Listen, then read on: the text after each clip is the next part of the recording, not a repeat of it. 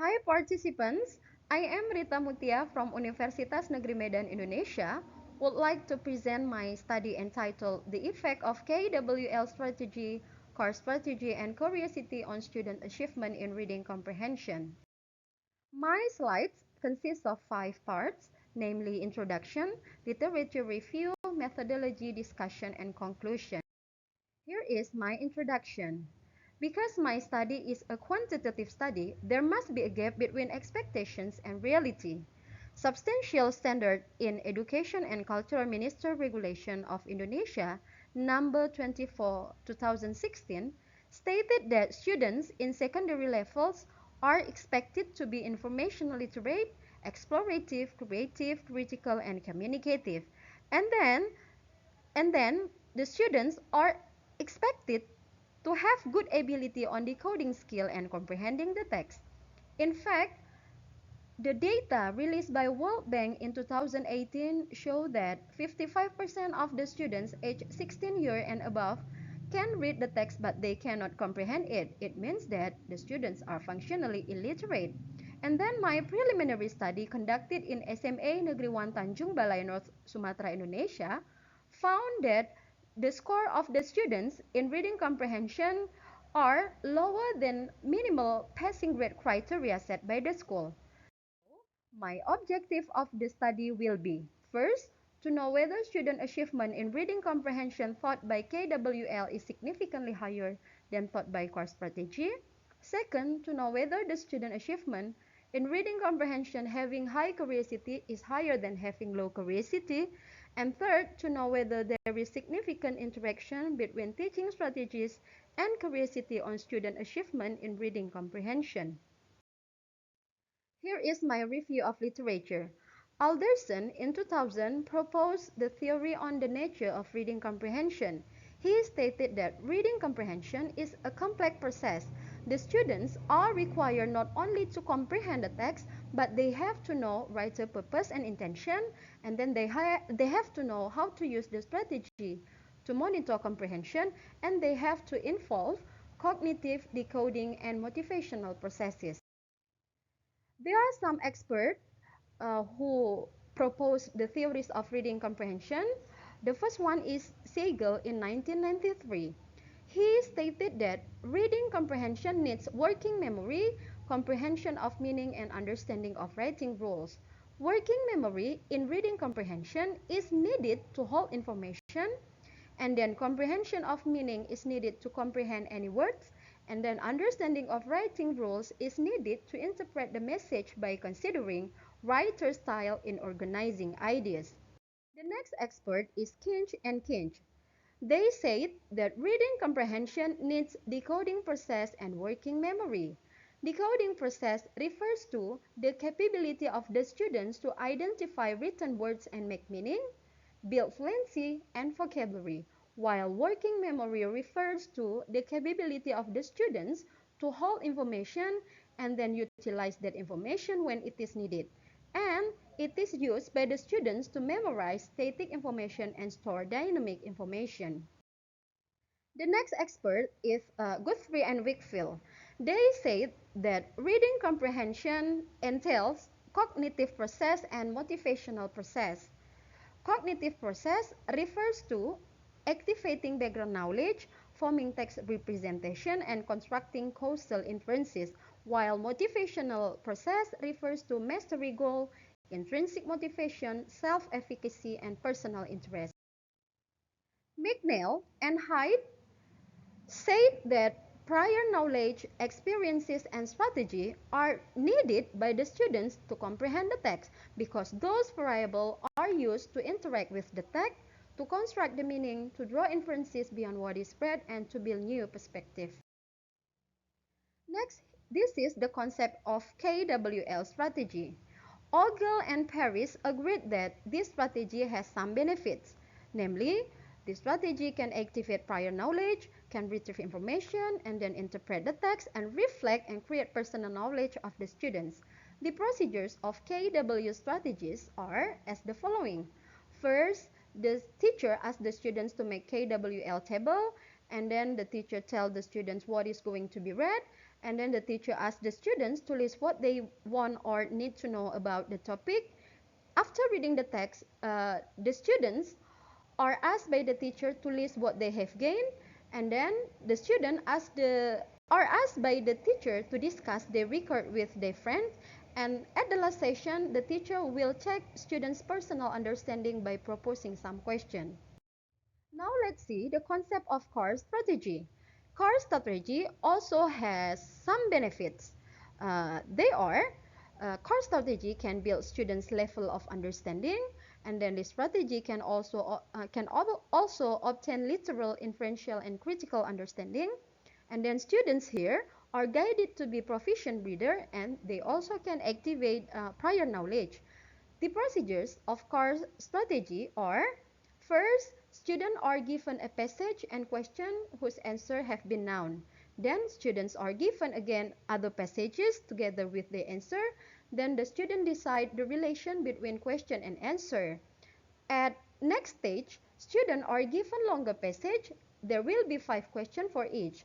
The student will answer them and relate question together with the answer. At the last stage, students are given longer passage, and then they are asked to answer the question, respond to it, and identify the question and answer relationship. Curiosity for the students means a lot. It refers it refers a strong it refers to a strong desire to learn or know something. Students with good curiosity will have high passion and appetite for knowledge. They will also have good attention to the text, and they will be pleasant to acquire knowledge, and they will broaden and deepen the scope of understanding when they are reading. This theory is based on the theories of Berlin in 1960 and 16 and Lowenstein in 1994. Now let's see the characteristics of high and low curiosity in learning for the students. Students with high curiosity show enthusiasm and attention. They will process information deeply and better. And then students with high curiosity like speculating on topic and ambiguity, and then they like exposing some degree of experience and information, and they will be actively seek the information and knowledge. Meanwhile, the students with low curiosity have difficulty to grasp information and knowledge. They cannot concentrate well. They also show poor organizational skill, and they have low interest and non-participation in solving the problem. Here is my methodology. This study is an experimental study, so I will use 2 times 2 factorial design. This design is used to compare 2 teaching strategies to 2 levels of curiosity. The population of my study is students of 6 science classes in SMA Negeri 1 Tanjung Balai, and the sample is 120 students. They will be divided into 2 groups, and they will be taken randomly by using cluster random sampling. To collect the data, I will use 2 instruments: reading comprehension test and curiosity questionnaire. Reading achievement of the students will be tested by using 10 explanatory texts, and this test will be in form of multiple choice. And then to gain the curiosity statement of the students, I will use 20 positive statement, and I will measure this statement by using Likert scale. To analyze the data, I will use both descriptive and inferential statistic. Descriptive statistic will be used to describe the data in terms of mean, median, mode, standard deviation, and variance, while inferential statistic is used to test my hypothesis, and I will use two-way ANOVA in my study. Now let's see the discussion. You can see from the histogram that student achievement in reading comprehension with high curiosity when they are taught by KWL strategy show that none of the student has poor and moderate reading comprehension achievement. And then 40% of the students have good reading comprehension achievement. And the last finding is 60% of the students have excellent reading comprehension achievement. Students' achievement in reading comprehension with low curiosity taught by KWL strategy, you can see from the histogram, we can conclude that none of the students has good and excellent reading comprehension achievement. 56.7% of the students have poor reading comprehension achievement and only 43.3% of the students have moderate reading comprehension achievement. Those findings imply that curiosity has imperative role in KWL strategy. Students with high curiosity can complete KWL strategy smoothly. And now let's see the finding of students' achievement in reading comprehension with high curiosity taught by KWARs strategy. The histogram shows that 3.3% of the students have poor reading comprehension, and then 6.7% of the students have moderate reading comprehension achievement, and then 56.7% of the students have good reading comprehension achievement, and at last 33.3% of the students have excellent reading comprehension achievement. Now let's see the finding of students' achievement in reading comprehension with low curiosity taught by KWARs strategy. The histogram shows that none of the students has good and excellent reading comprehension achievement. Only 40% of the students have poor reading comprehension achievement, and there are 60% of the students have moderate reading comprehension achievement. Those findings imply that core strategy doesn't provoke student curiosity since the beginning of the activity, so the students are not very enthusiastic to the information from the text. And then students just rely on the question provided by the teacher, so they only extract certain information. And then students just pay much attention to literal question, not to inferential and critical question, because course doesn't facilitate them to activate prior knowledge before reading. Now let's see the interaction finding between teaching strategies, curiosity, and curiosity on student achievement in reading comprehension. As you can see from the table, the F observed for teaching strategies, curiosity, and interactions are 6.74, 5.91, and 4.70. Those F observed are higher than F table. So this means that teaching strategies and curiosity and interaction have significant difference among others.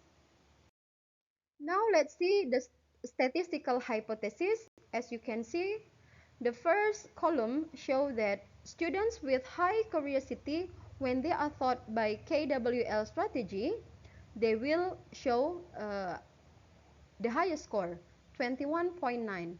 And then in the column number 5, you can see that students with low curiosity and then they are taught by core strategy will show also the most significant result. The Q observed for this strategy with this type of curiosity is 21.8. It means that from all items tested by using Taki test calculation, only students with high curiosity taught by KWL strategy and students with low curiosity taught by core strategy show the most significant impact on student achievement in reading comprehension. This result imply that students with high curiosity taught by KWS strategy and students with low curiosity taught by core strategy have significant difference among others. And then the teacher should use KWL strategy in case that the students have high curiosity, while CARS is properly implemented to the students with low curiosity. At last, here are my conclusion. First, KWL and CARS are two teaching strategies which maximize the process of activating background knowledge, retrieving and reflecting information or knowledge. Second, the students in KWL strategy provoke curiosity by themselves, while the teachers provoke students' curiosity in CARS strategy. Next, the students with high curiosity are compatible to KWL strategy, while the students with low curiosity fit CARS strategy. And at last, KWL strategy, CARS strategy, and curiosity have significant interaction in achieving reading comprehension. That's all my presentation. Thank you for your kind attention. See you.